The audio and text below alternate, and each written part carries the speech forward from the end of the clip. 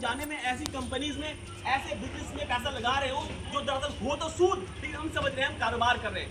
याद रखिए, आपने पैसा दिया इस शर्त पे दिया कि फायदा ही फायदा होगा, आपका पैसा तो मिले ही मिलेगा, ऊपर से और मिलेगा, ये सूद है।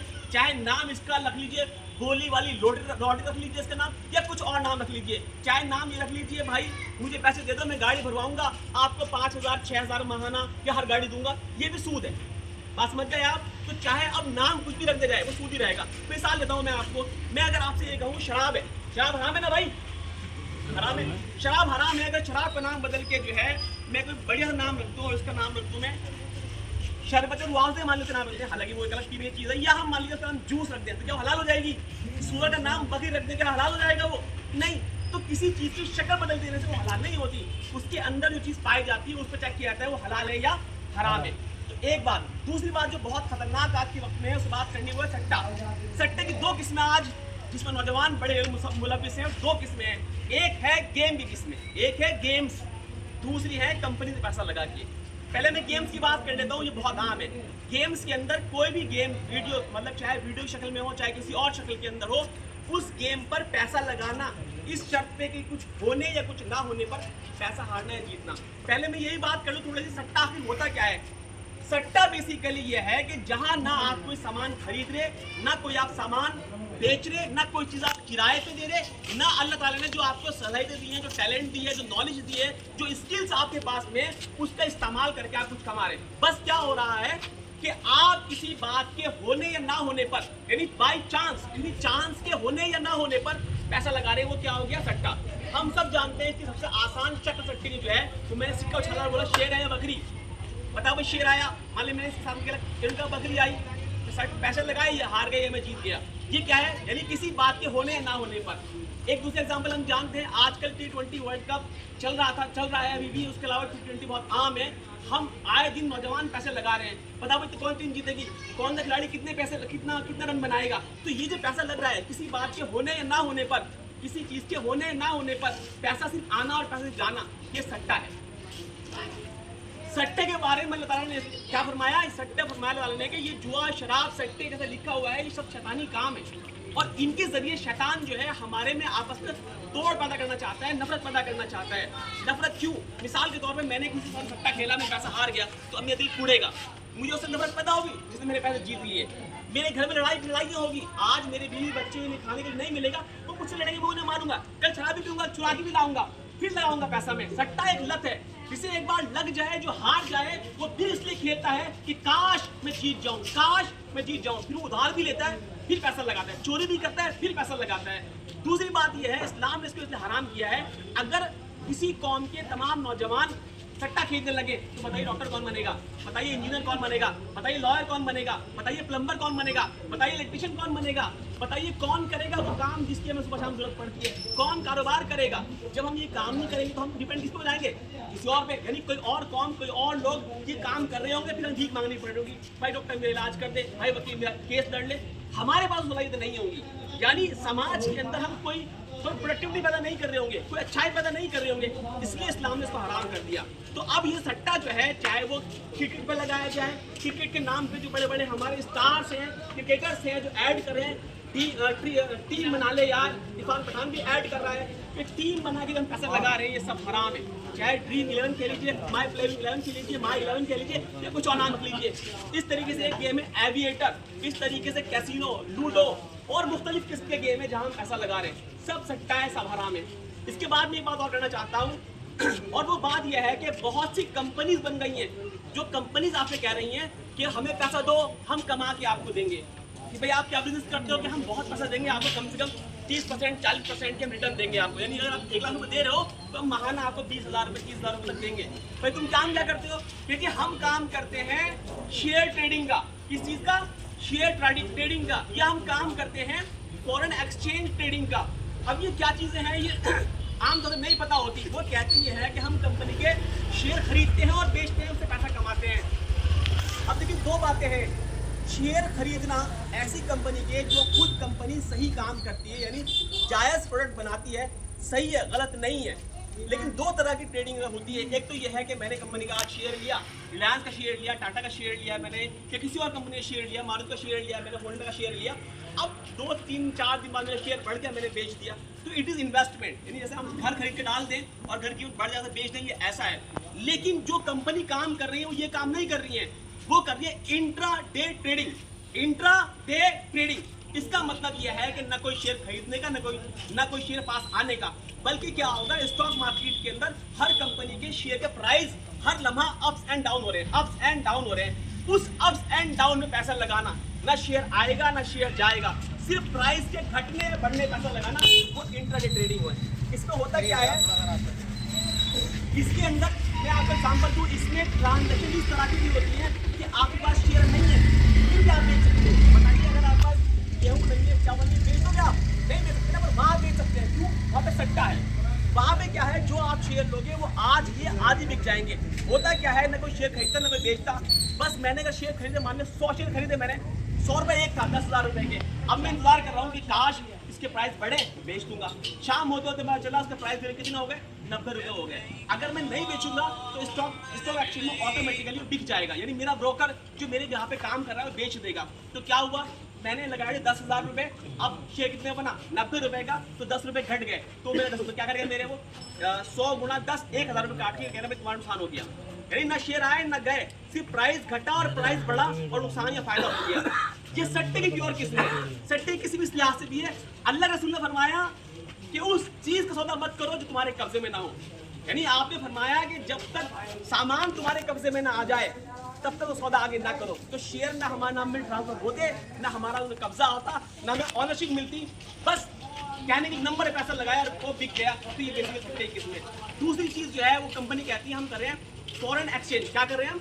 Foreign exchange. फॉरेन एक्सचेंज का मतलब ये है कि विदेशी करेंसी, यानी दूसरे मुल्कों की जो पैसे हैं, करेंसी है, उसमें खरीद और बेच करना। मैं इसका एग्जाम्पल आसान दूंगा, बात समझ में आएगी। हम हज करने जाते हैं तो अरब में चलता है रियाल, हमारे पास क्या है, रुपया। तो हमें रुपया बदलना पड़ता है किस चीज़ में, रियाल में। तब हम हज में जाते हैं और तब वहाँ हज कर सकते हैं। ज़रूरी है, जायज़ है, कोई गलत चीज़ नहीं है इसके अंदर। क्यों? हमने पैसे दिए, वहाँ हमें रियाल मिलेंगे, हम हज करके वापस आ जाएंगे, जो बचेंगे वापस कर देंगे, अपने रुपये लेकर आ जाएंगे। बट जब हम कहते हैं फॉरेक्स का मतलब ये होता है कि विदेशी करेंसी का खरीदो फरोख्त। लेकिन हकीकत यहाँ पे ये है कि ना कोई विदेशी करेंसी खरीदता, ना विदेशी कंपनी हमारे हाथ करेंसी हमारे हाथ से जाती। वहाँ पर भी वही है कि एक पूरी इंटरनेशनल मार्केट है जहाँ पर मुख्तलिफ करेंसी की जो रेट है वो बेसिकली चल रहे हैं। यानी कि एक तरीके से वो हमारा फॉरेन एक्सचेंज मार्केट है। उस मार्केट के अंदर भी सिर्फ किसी करेंसी के पैसे घटने या बढ़ने पैसे लगाए जाते हैं। और वो सिर्फ यानी ना कभी करेंसी खरीद रहे ना बेच रहे, बस सौदा कर रहे हैं। सौदे के अंदर नफा नुकसान उठा के हम काम कर रहे हैं। मैं एग्जांपल देता हूँ आपको कि मैं क्या कहना चाह रहा हूँ, बात समझ में आपको आएगी। एग्जांपल के तौर पर भाई हमने जो है, मिसाल के तौर पर हमारे भाई क्या नाम है आपका? अनस भाई मान लीजिए आलू काम करते हैं। अनस भाई आलू काम करते हैं। मैंने पूछा अनस भाई आलू है क्या? इन्होंने कहा हाँ जी आलू है। मैंने क्या भाव है? इन्होंने कहा जिया भाई आलू चलते हैं 50 रुपये चल रहे हैं। मैं ठीक है भाई 50 रुपये चल रहे हैं, एक काम करो मुझे 100 किलो आलू मेरा कर लो। इनको ठीक है रख लिए, तो 100 गुणा 50 कितने हो गए? 5,000 रुपये के। अब मैंने इनसे आलू नहीं उठाए। शाम को मैं इनके पास गया, मैंने भाई अनस भाई मैं तो लेता नहीं आलू। कहले मैं जिया भाई तुम आलू क्यों नहीं ले रहे? रेट घट गया आलू का, रेट हो गया 40 रुपये। रेट कितना हो गया? 40 रुपये। मैंने तो एक काम बोला, आपको कितना नुकसान हो रहा? कहते 50 तय हुए थे हमारे, और रेट कितने हो गए? 40। तो कहते हैं मुझे नुकसान कितने का? 40 10 रुपये का। तो 100 गुणा 10 मैंने 1,000 इनको दे दिए। तो बताओ ये क्या कारोबार हुआ? क्या ये कारोबार है? सिर्फ पैसे की अदला बदली। तो ना हम कुछ खरीदे ना बेच रहे, सिर्फ सौदा किया और सौदे के अंदर हमने ना चीज़ ली ना चीज़ दी, बस ये देखा फायदा हुआ नुकसान हुआ। फायदा हुआ तो दे दे, नुकसान हुआ तो ना ले ले। इन्हीं के एग्जाम्पल मैंने एग्जाम्पल दिया कि 50 रुपये किलो आलू खरीदे, 100 किलो आलू खरीदे, कितने हुए? 5,000 रुपये के। शाम को मैंने बात किया लाओ भाई आलू दे दो मेरे। जिनका मैं तो आलू दे नहीं रहा, मैंने क्यों नहीं दे रहा भाई तू आलू? जिनका रेट बढ़ गए, रेट बढ़ा मेरे पैसे कितने रेट बढ़ गए? 5 रुपये किलो बढ़ गए। मैंने कहा 5 गुणा 100 ला मुझे 500 रुपये दे दे। तो 500 में लिया है। बताओ क्या कारोबार किया मैंने? ये नहीं, यही है फॉरेक्स। यानी ना करेंसी को हम करेंसी हमारे पास आ रही ना हमारे पास से जा रही, बल्कि मार्केट के अंदर जो प्राइस है उससे हम पैसा लगा रहे हैं। It is a form of speculation, यानी कि ये किस्सा है एक किस्म का। और मैं हमें अफसोस ये बताते हुए कि हमारा जो हिंदुस्तान का कानून है, इनकम टैक्स है, वहाँ पे सेक्शन 43 सबसेक्शन 5 में बताया गया है बाकायदा कि इंट्राडे ट्रेडिंग और ये फॉरेक्स ट्रेडिंग ये सब सट्टे की किस्में हैं। खास में बताया गया सट्टे की किस्में हैं। हम तो ईमान वाले हैं, अल्लाह रसूल को मानने वाले हैं। जहां हमें एक बात बता दी गई कि सट्टा क्या है, ब्याज क्या है, जुआ क्या है, उसके बावजूद हम ये काम कर रहे हैं। तो ऐसी कोई भी कंपनी जो आपको ऐसा लालच दे, जो आपसे ये कहे कि हम फॉरेक्स में काम करते हैं या हम इंट्राडे ट्रेडिंग करते हैं, दर हकीकत वो कंपनी सट्टा काम कर रही है। अब दो बातें हो सकती हैं, या तो वो कंपनी आपको कहेगी कि आप पैसा दो, नुकसान कुछ नहीं होने का। अगर वो ऐसा कह रही है तो गोएंगे सूद दे रही है। सूद की शक्ल क्या थी कि नुकसान कुछ नहीं होने का, फायदा ही फायदा होगा, पैसा आपको वापस देंगे, तो क्या हो गया, सूद। या फिर वो कंपनी अगर आपको नुकसान दे रही है तो सट्टा काम कर रही है। तो ये मुख्तलिफ किस्में हैं बेसिकली नौजवानों को फंसाने की। और क्या करते हैं, मोंडी समझते हो ना आप, मोंडी लगाते हैं, यानी बताते हैं कि ये है बंदा, इसने जीते 2 करोड़ रुपए। ये भी हमारे विराट कोहली और रोहित शर्मा के खिलाड़ी का ये बता रहे हैं। ये है बंदा, इसने ले लिया आज मारुति कार। ये है बंदा, इसने ली स्कॉर्पियो। ये पहले गरीब था, इसने घर ले लिया 50 लाख रुपए का। ऐसे समाज में, महल्ले में बहुत सारे ऐसी कंपनीज जो हैं वो दिखा रही है नौजवानों को, और फिर जो है वो इस तरीके से उनको देख कर नौजवान लालच में आते हैं और फिर पैसा लगाते हैं। और इसके अंदर सोने पे सुहागा ये है कि इन कंपनी ने मक्कारी और गद्दारी में से कहूंगा हमारे साथ, हमारे नौजवान साथ की है, वो ये की है कि दारुल उलूम का देवबंद का फतवा लेके ये लोग घूम रहे हैं और कह रहे हैं जी फतवा है हमारे पास, इसमें लिखा हुआ है फॉरेक्स एक्सचेंज में पैसा लगाना जो है वो सही है। मैं बात कर रहा हूँ फॉरेक्स ट्रेडिंग की, यानी फॉरेन एक्सचेंज खरीदना बेचने की, कह रहे जायज है, लिखा हुआ है। लेकिन सच्चाई ये है वो फतवा उनके खिलाफ है। उसमें लिखा हुआ है कि कब जायज होगा, तो जब जायज होगा जब वो शर्तें तुम पूरी नहीं करे तो जायज हो जाएगा, नहीं हो जाएगा। उसको ऊपर की हेडिंग दिखाते हैं, नीचे की शर्त बताते नहीं है। मैं बता रहा हूँ उर्दू पढ़ नहीं आती, ना वो समझ पाते कि लिखा हुआ क्या है। तो आज हमारा फतवा जो खिलाफ था वो हमें दिखा रहे हैं कि जायज काम है, और फतवा देख के बड़े बड़े नौजवान अच्छे नमाजी लड़के सोचते हैं भाई फतवा देवबंद का है, इसमें क्या गलत है, और वो बेसिकली क्या करते हैं, पैसे लगाना शुरू कर देते हैं। तो अगर कोई फतवा दिखाए तो कह ले फतवा आजा मेरे साथ चल मौलाना मौलाना के पास, वो बताएंगे। 2 बातें याद रखना, अल्लाह के रसूल ने फरमाया कि करेंसी में, यानी अल्लाह के रसूल के वक्त में चांदी और सोना की खरीद फरोख्त हुआ करती थी। रसूल ने फरमाया कि तब जायज़ है जब हाथों हाथ हो, क्योंकि चांदी का रेट अलग होता है, सोने का रेट अलग होता है। आपने कहा उधार नहीं, हाथों हाथ।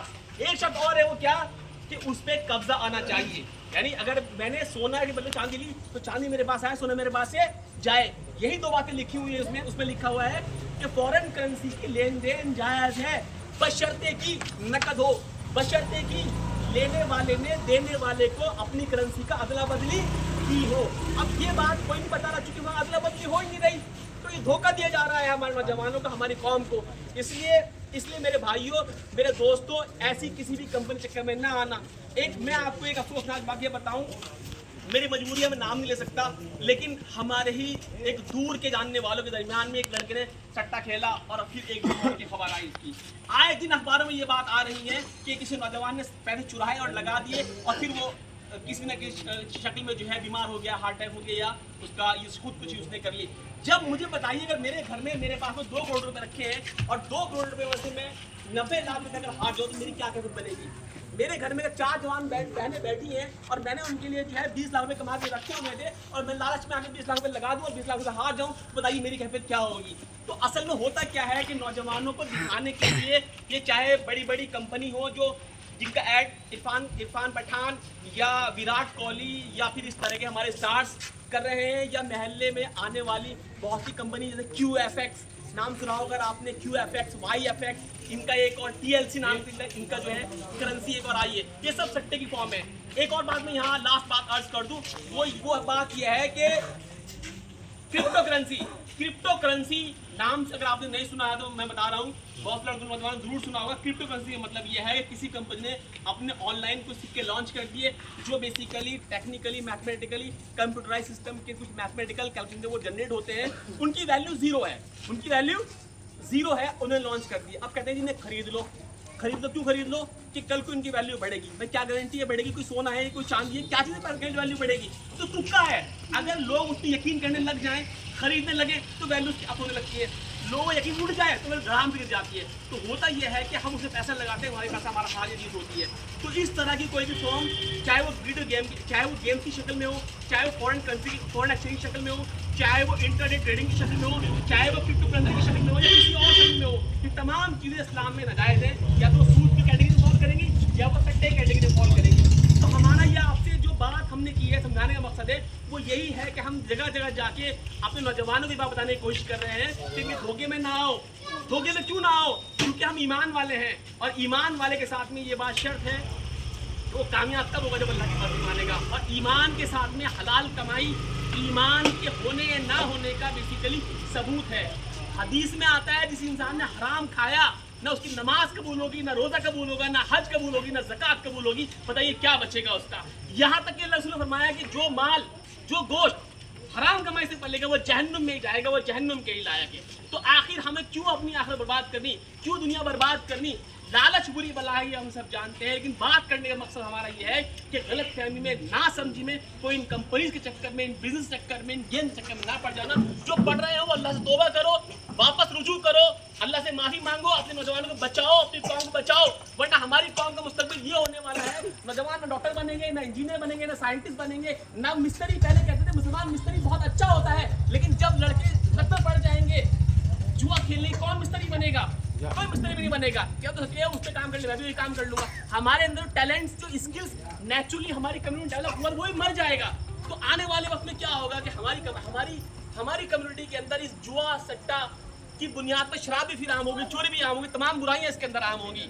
हम जानते हैं कि तारीख भी हम पढ़े तो लोगों ने अपनी बीवियां भी हारी हैं जुआ सट्टा में। तो ये तमाम बातें मुझे आप लोगों के सामने रखनी है।